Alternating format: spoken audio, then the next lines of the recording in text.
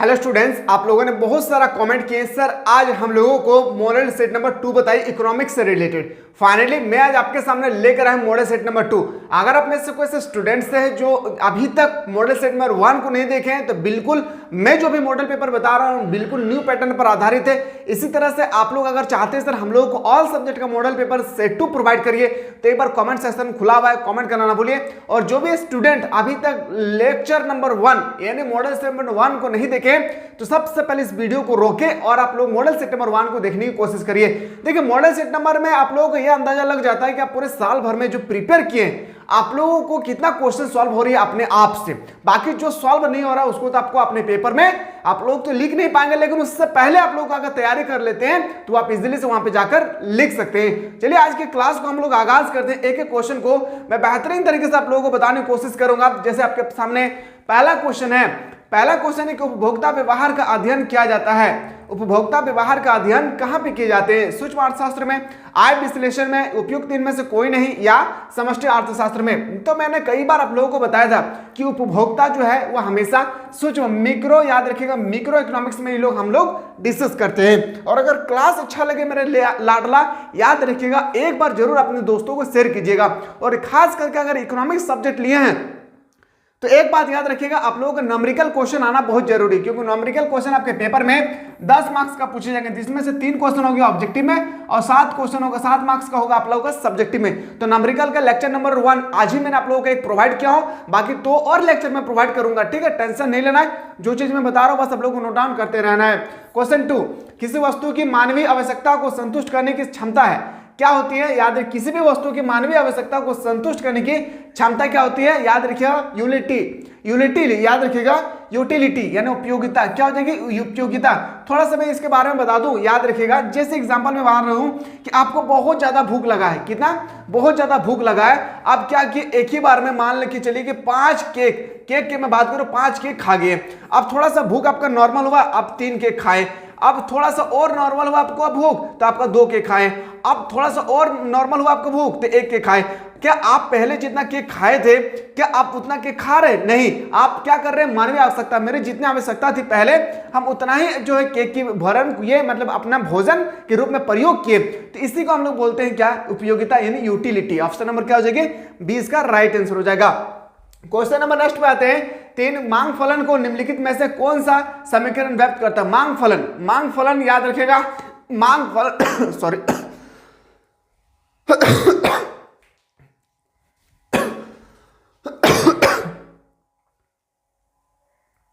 आपके सामने क्वेश्चन 3 कि मांग फलन को निम्नलिखित में से कौन सा समीकरण व्यक्त करता है? मांग फलन आपके पेपर में 3 मार्क्स का क्वेश्चन छपेगी। मांग क्या है या मांग फलन क्या है, ये 3 मार्क्स का आपके पेपर में हर साल छपता है, जो मैंने आप लोगों को ऑलरेडी 6 लेक्चर में प्रोवाइड कर चुका हूं। तो बताएंगे सर, याद रखिएगा dx याद रखिएगा इक्वल टू क्या होता है? f px, याद रखना ये आप लोगों का मांग फलन है। ऑप्शन नंबर इस तरह से देखा जाए तो क्या होगी? सी इज द करेक्ट आंसर हो जाएगी। चलिए सर अगला क्वेश्चन पे आते हैं। क्वेश्चन नंबर 4 पे आते हैं। औसत लागत वक्र का आकार होता है। जो औसत वक्र लागत है उसके आकार कैसे होती है, किस शेप का होता है, यहाँ पे आपसे वो पूछेंगे। तो याद रखिएगा हमेशा यू आकार की तरह होता है। क्या होती है? एवरेज। याद रखिएगा एवरेज कॉस्ट के बारे में कभी भी आपसे पूछे जाए तो यू आकार का होता है, बस आपको याद रखना। तो ऑप्शन नंबर ए इसका बिल्कुल राइट आंसर हो जाएगी। Option number A is the correct answer हो जाएगा। चलिए सर अगला क्वेश्चन पे आते हैं। समरूप उत्पाद विशेषता है। समरूप जो है उसका उत्पाद क्या है समझिएगा। हेमोजेनियस का product is a characteristic of, आपको बताना है किसमें होता है? केवल पूर्ण प्रतियोगिता में या केवल एक अधिकार में या दोनों में? तो बताएंगे सर इसका राइट आंसर हो जाएगी केवल पूर्ण प्रतियोगिता में। याद रखिएगा पूर्ण प्रतियोगिता में एक ही प्रकार से सामान पाए जाते हैं। क्वेश्चन नेक्स्ट पे आते हैं 6 में निम्नलिखित में से कौन उत्पत्ति का साधन नहीं है? देखिए यहाँ पे आपसे क्या पूछा गया है? उत्पत्ति का साधन नहीं है। कोई भी सामान को हम लोग जब उत्पादन करते हैं तो हम लोगों को क्या क्या चाहिए? हम लोग सबसे पहले भूमि चाहिए। भूमि अगर मेरे पास मिल गया है तो कम से कम हम लोगों को पूंजी चाहिए। जब हमारे पास पूंजी होगी उस समय हम लोगों के पास लेबर चाहिए, तभी तो हम लोग कोई भी सामान को उत्पादन कर सकते हैं। ऑप्शन नंबर क्या हो जाएगी? ऑप्शन नंबर डी इसका राइट आंसर होगा। हम लोगों को तीनों चाहिए तभी जाकर हम लोग कोई भी सामान को उत्पादित कर सकते हैं, यानी कोई भी संसाधन को या साधन को। क्वेश्चन नंबर नेक्स्ट पे आते हैं सर। परिवर्तनशील अनुपात का नियम संबंधित है। जो परिवर्तनशील अनुपात का नियम जो है यह हमेशा आपातकाल से संबंधित, अल्पकाल से संबंधित, क्या होगी, शॉर्ट रन से संबंधित है, यानी ऑप्शन नंबर देखा जाए तो सी इज द करेक्ट आंसर हो जाएगी। क्वेश्चन नंबर नेक्स्ट पे आते हैं। आवश्यक वस्तुओं की मांग की लोच होती है। आवश्यक वस्तुओं की मांग की लोच हमेशा याद रखिएगा 0 होता है। क्या होती है, 0। और ऑप्शन नंबर क्या हो जाएगी आपका ए इज द करेक्ट आंसर हो जाएगा। चलिए सर अगला क्वेश्चन पे आते हैं। जो मैं पैटर्न बता रहा हूं बिल्कुल न्यू पैटर्न पर आधारित है, जो आप लोगों का 30 क्वेश्चन अभी पूछे जा रहे हैं जो ऑब्जेक्टिव में, इसी बेस पर हमारे टीम ने ये मॉडल पेपर तैयार किया है। मैं कई बार आप लोगों को पिछला वीडियो में बता चुका हूं, उसी से रिलेटेड ये क्वेश्चन पेपर है। क्वेश्चन का अर्थशास्त्र धन का विज्ञान है, ये स्टेटमेंट देने वाले कौन थे, याद रखिए अर्थशास्त्र धन का विज्ञान है, ये स्टेटमेंट देने वाले थे एडम स्मिथ। कौन थे, एडम स्मिथ। यानी ऑप्शन नंबर क्या हो जाएगी आपका, option number B is the correct answer हो जाएगी। अगला क्वेश्चन पे आते हैं सर, क्वेश्चन नंबर नेक्स्ट पे आते हैं। पूर्ण प्रतियोगिता में होता है, याद रखिएगा जो पूर्ण प्रतियोगिता होता है, परफेक्ट कंपटीशन जो होती है, इसमें क्या होती है, बहुत इंपॉर्टेंट, हर साल क्वेश्चन पूछा जाता है। एवरेज रेवेन्यू इक्वल टू होता है मार्जिनल रेवेन्यू, याद रखिएगा एवरेज रेवेन्यू इक्वल टू होता है मार्जिनल रेवेन्यू। ऑप्शन नंबर क्या हो जाएगी आपका, ए इसका बिल्कुल सही उत्तर हो जाएगी। चलिए सर अगला क्वेश्चन पे हम लोग मूव करते हैं। नेक्स्ट क्वेश्चन है, जब कुल उपयोगिता अधिकतम होती है तो सीमांत उपयोगिता क्या होती है, बहुत इंपॉर्टेंट। जब भी कुल उपयोगिता अधिकतम होगी सीमांत उपयोगिता हमेशा क्या हो जाएगी, शून्य होगा। क्या हो जाएगा मेरे शेर और शेरनियों, शून्य हो जाएगा। क्या हो जाएगी, शून्य हो जाएगी। ऑप्शन नंबर आपका बिल्कुल सही उत्तर हो जाएगा, सी इज द करेक्ट आंसर हो जाएगी। अगला क्वेश्चन पे आते हैं। आप देखिए जो क्वेश्चन नंबर 14 है ना, इसी से रिलेटेड आपके पेपर में 3 मार्क्स का एक मैथ का क्वेश्चन पूछा जाएगा, याद रखें इसी से रिलेटेड। मैं जब आप लोगों का न्यूमेरिकल क्वेश्चन करवाऊंगा वहां पे आप लोगों का बेहतरीन तरीके से समझाऊंगा कि एसी क्या होती है, एएफसी क्या होती है, एबीसी क्या होती है, टीबीसी क्या होती है, सारा चीज मैं बताऊंगा। बस यहाँ पे आपसे रिलेशन पूछेंगे, कौन सा रिलेशन बेस्ट है, मतलब करेक्ट है, तो बताएंगे sir AC equal to AFC plus ABC. Option number क्या हो जाएगी, डी इसका राइट आंसर हो जाएगी। न्यूमेरिकल में वेट कीजिए, मैं न्यूमेरिकल जस्ट में लेकर आने वाला हूं, बस आप लोग कमेंट सेक्शन खुला हुआ, एक बार कमेंट करिएगा। उत्पादन संभावना वक्र का ढाल गिरता है, हमेशा याद रखिए कहां पे गिरता है, बाएं से दाएं की ओर, याद रखिए बाएं से दाएं की ओर। ऑप्शन नंबर क्या हो जाएगी, ए इसका राइट आंसर हो जाएगी। चलिए सर अगला क्वेश्चन पे आते हैं 14 पे। आर्थिक समस्या मूलतः किस तथ्य की समस्या है, आर्थिक समस्या जो है मूलतः हमेशा चुनाव की समस्या है, याद रखिए क्या हो जाएगी, चुनाव, चॉइस। ऑप्शन नंबर ए इसका बिल्कुल सही उत्तर हो जाएगी। अगला क्वेश्चन पे आते हैं सर, अगला क्वेश्चन हम लोग का 15 मांग की लोच है, याद रखिएगा मांग की लोच होती है, तो मांग की लोच है क्या, मात्रात्मक कथन। क्या हो जाएगी, मात्रात्मक कथन, यानी ऑप्शन नंबर आपका सही उत्तर हो जाएगा क्या, B is the correct answer हो जाएगी। चलिए सर अगला क्वेश्चन पे आते हैं। अब आपके सामने होते हैं sir fill in the blanks. देखिए ऑप्शन आपके एग्जाम में नहीं होगी, मैं ऑप्शन दे दिया हूं आप लोगों को हेल्प करने के लिए, पर आपको ऑप्शन एग्जाम में नहीं होगी। अगर फिल इन द ब्लैंक्स से क्वेश्चन होगी ना तो आपका पेपर में ऑप्शन नहीं होगा, इस बात को याद रखना है आपको अच्छी तरह से। जैसे पूछा गया उदासीनता वक्र मूल बिंदु की ओर क्या होती है, तो बताएंगे सर उदासीनता वक्र मूल बिंदु की ओर हमेशा याद रखिएगा अवतल होती है। क्या होती है, उभरा हुआ होती है ना, अवतल होती है। ऑप्शन नंबर क्या हो जाएगी, याद रखिएगा B is the correct answer. मैं क्वेश्चन नंबर अगर 17 के स्थान पे चलूं तो स्थानापन्न वस्तुओं की मांग वक्र बाएं से कहां पर गिरती है, तो बताएंगे सर बाएं से बढ़ते हैं, याद रखिएगा। सॉरी इसका राइट आंसर वो क्या, उत्तल होता है। क्या होता है इसका, उत्तल होगा। ऑप्शन नंबर क्या हो जाएगी, ए इज द करेक्ट आंसर हो जाएगी। तो ऑप्शन नंबर इसका भी सही उत्तर हो जाएगा क्या, ए इसका राइट आंसर होगा, बढ़ते ढाल वाला होता है। क्या हो जाएगी, बढ़ते ढाल वाला होता है। ऑप्शन नंबर ए इसका राइट आंसर हो जाएगी। क्वेश्चन में नेक्स्ट पे आते हैं सर कि पूर्ण लोचदार मांग डैश अक्ष के समांतर होती है, किसके समांतर होती है, तो एक्स अक्ष के समांतर होती है। ऑप्शन नंबर याद रखिएगा B is the correct answer हो जाएगी। ठीक है, चलिए सर अगला क्वेश्चन पे आते हैं। अगला हमारे पेपर में फिल इन द ब्लैंक से रिलेटेड कैसे क्वेश्चन आएगी, समझिएगा। अल्पकाल में एक विकासशील उत्पादक स्वयं को उत्पादन की डैश अवस्था में रखना चाहते हैं, कहां पे रखना चाहते हैं, फर्स्ट में या सेकंड में, आपसे पूछेंगे तो हमेशा सेकंड में रखना चाहते हैं। कहां पे, सेकंड, इसका बिल्कुल सही उत्तर हो जाएगी। कुल लाभ डैश माइनस कुल, ध्यान से देखिए एक फॉर्मूला होता है, इसको मैं कई बार आप लोगों को बता चुका हूं। कुल लाभ, इसका फॉर्मूला होता है कुल लाभ माइनस, आपको बताना सॉरी, कुल लाभ इक्वल टू डैश, आपको यहां पे भरना है माइनस कुल लागत, याद रखिएगा कुल लागत। मैंने चीख के आप लोगों को बताया था क्लास में, याद रखिए कभी भी इस तरह से अगर पेपर में क्वेश्चन आ जाए तो आपको याद रखना होगा क्या, कि कुल लागत इक्वल टू होता है कुल आगम, याद रखिए कुल आगम। क्या हो जाएगा, कुल आगम, मैंने आपको बताया था ना। और माइनस क्या होता है, कुल लागत, इसका फॉर्मूला है, ये फॉर्मूला को एक बार नोट डाउन कर लीजिएगा। ऑप्शन नंबर क्या हो जाएगी, ए इसका राइट आंसर हो जाएगी। अब मैं बात करूं आप लोगों का बुक 2 में, कहां पे चलूं मैं, बुक 2 की ओर आगे बढ़ते हैं। जैसे आप सभी को पता है कि इकोनॉमिक्स में 2 बुक है, बुक नंबर 1 है और बुक नंबर 2। तो बुक नंबर 1 से आप लोगों का मैंने बताया अभी 15 क्वेश्चन ऑब्जेक्टिव बताया, 5 क्वेश्चन आपका वेरी शॉर्ट क्वेश्चन बताया, फिर इसी तरह से 15 क्वेश्चन आपका बुक 2 में बताऊंगा, फिर आपका 5 क्वेश्चन शॉर्ट क्वेश्चन बताऊंगा, कहां पे, याद है fill in the blanks. Question होते हैं सर 31, राष्ट्रीय आय का मापन निम्नलिखित में से किस विधि से किया जाता है? बहुत ही इंपॉर्टेंट है, इंपॉर्टेंट नहीं बल्कि बहुत ही इंपॉर्टेंट ये क्वेश्चन, राष्ट्रीय आय का मापन निम्नलिखित में से किससे किया जाता है?